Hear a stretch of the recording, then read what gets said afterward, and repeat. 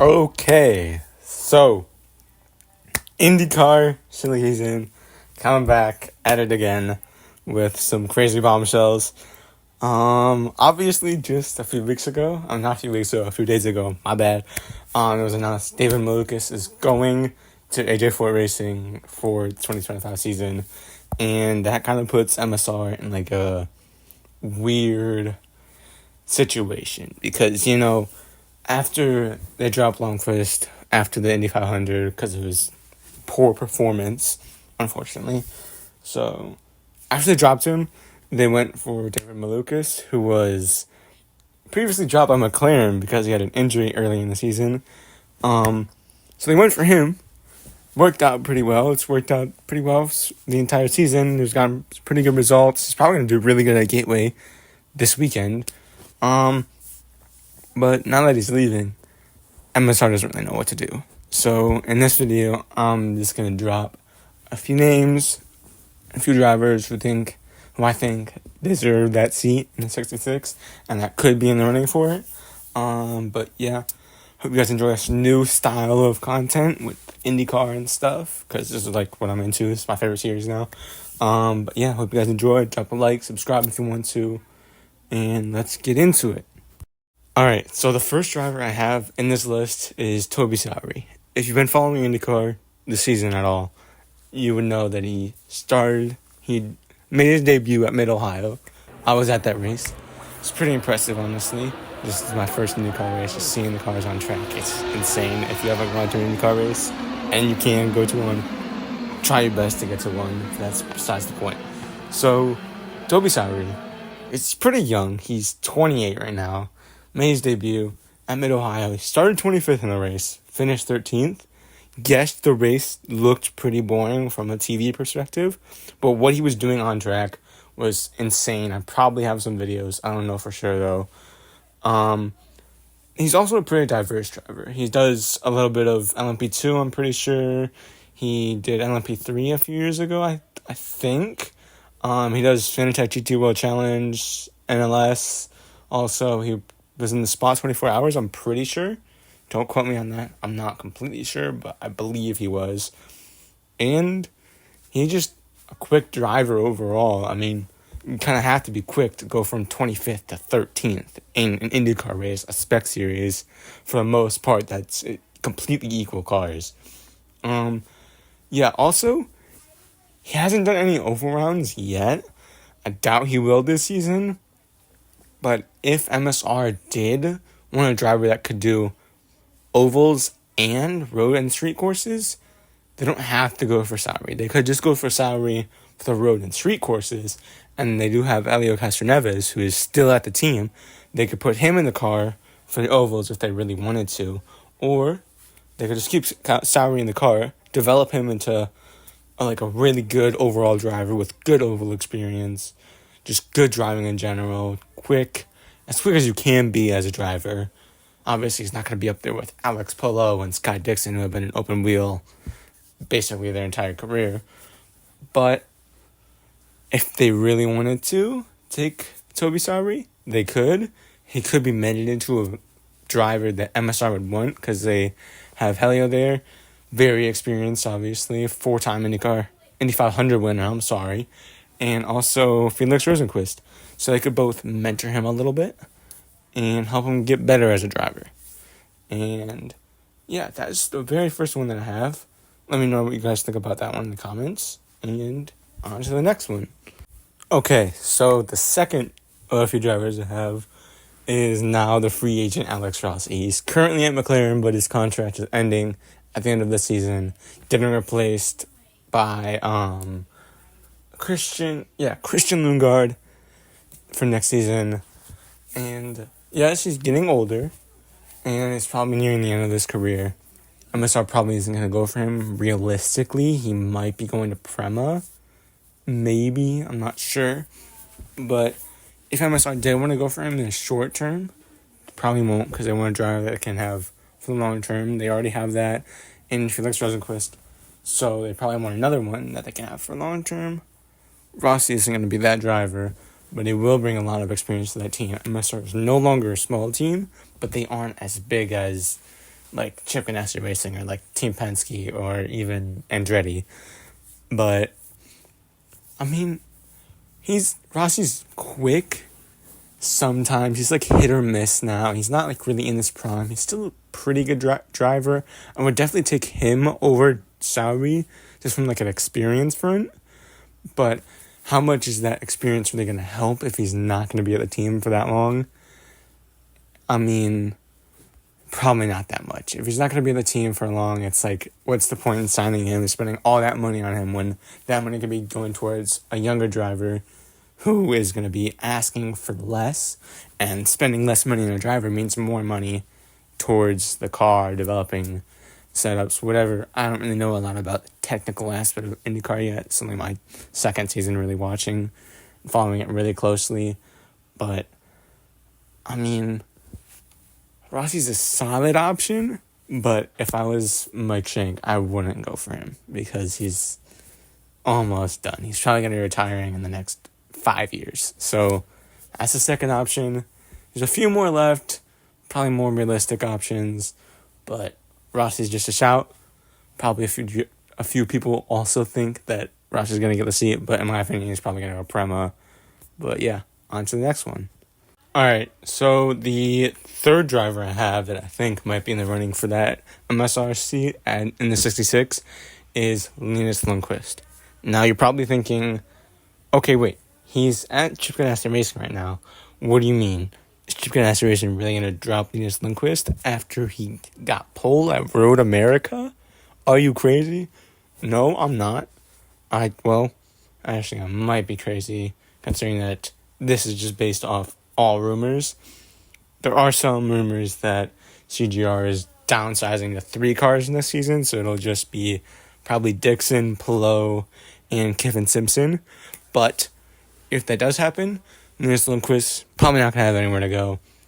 And since MSR and Chip Ganassi Racing are forming a technical partnership for next season onwards, Linus Lundqvist might be the perfect fit, considering already has experience at Ganassi. He's young, very quick, obviously with the pole at Road America, in very tricky conditions. He's a proven young driver. He's okay on ovals. He can definitely improve on ovals. He's definitely going to improve on ovals. And overall, it's just like a really good fit for a young driver who's just at the start of his career. He can be molded into a driver that might even be in championship contention, maybe one day, with the right, like, luck, if you know what I mean. Maybe in the future, going to, like, Andretti, or maybe even back to Chip Ganassi Racing once Dixon retires. If Lundqvist is at that level by then, maybe, who knows, one day, maybe he will win a championship, maybe he will win the 500 one day. It might sound crazy right now, but in my opinion, he's a very talented driver, a very underrated driver, not talked about enough just in motorsport in general, and probably, along with Toby Sowery, probably likely to get that seat if Chip Ganassi Racing does downsize the 3 cars. Okay, the second to last driver that I have on this list might be a little bit controversial because of what's going on with McLaren and everything at the moment, but it's, of course, the Frenchman, Théo Pourchaire. Kind of lucked out with that drive and with the whole Malukas situation earlier in the year. Did pretty good at Long Beach, and I feel like he's just a good, talented open-wheel driver in general. His stint in Super Formula earlier this year was a little bit iffy, but, I mean, can you really blame him? It is Super Formula, a different country. He was obviously racing in F2 before. Goes to Japan. The Super Formula cars are as far as I know, they're very tricky to drive. Obviously, Pourchaire kind of following like the career path of Alex Palou, just going from Super Formula into IndyCar. I doubt Pourchaire has that high, like a hugely high ceiling like Alex Palou does, who's like just insane week in, week out.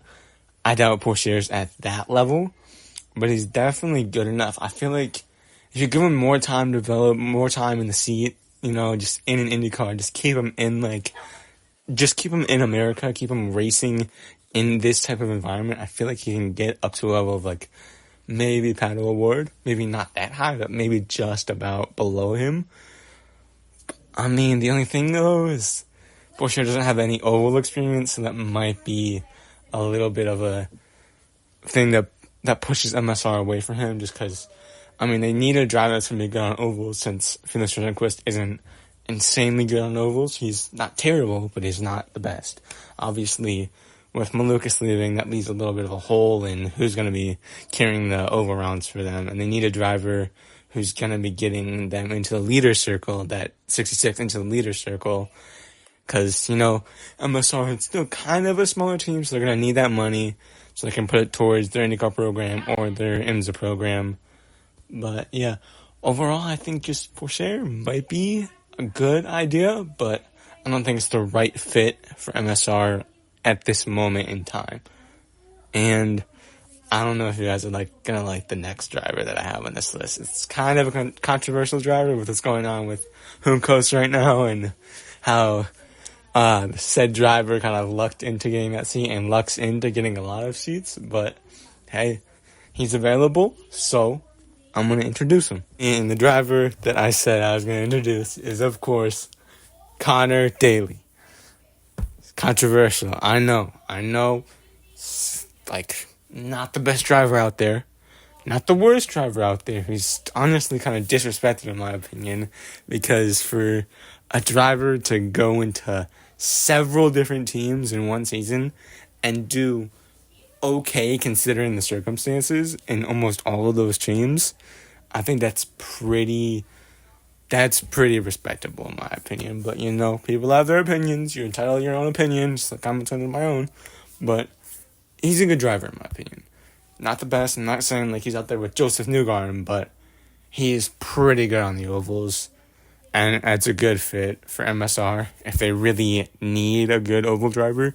Honestly, if they were to go for Daly, I would say get Lundqvist or Toby Sowery in the car for the oval. I mean, not for the oval, for the road course and street course rounds, and get Daly in for the oval rounds, because Daly is really good on the ovals. I mean, he's adaptable. He goes into any team. He's willing to take up any offers. If there's a seat available, he's gonna take it pretty much always, almost always. If he doesn't take it, then it's gonna be Catherine Ledge. But overall, have the experience, adaptable, consistent in oval rounds, and he's just always up for a drive in an IndyCar. So, I mean, that's just my opinions. Those are a few drivers that I have on this list that have IndyCar experience, but I'm going to name a few IndyNext drivers that I think might be in it, and then we're going to move on to what a few people on my Twitter think about who should get the seat. And there are a few drivers with some IndyCar talent, but we'll find out in a few minutes after the IndyNext talents. Alright, so the IndyNext drivers I have are Kai Collette and Louis Foster. Both are very talented drivers. Collette, I watched him race at Mid-Ohio. It was insane. He kind of dominated there.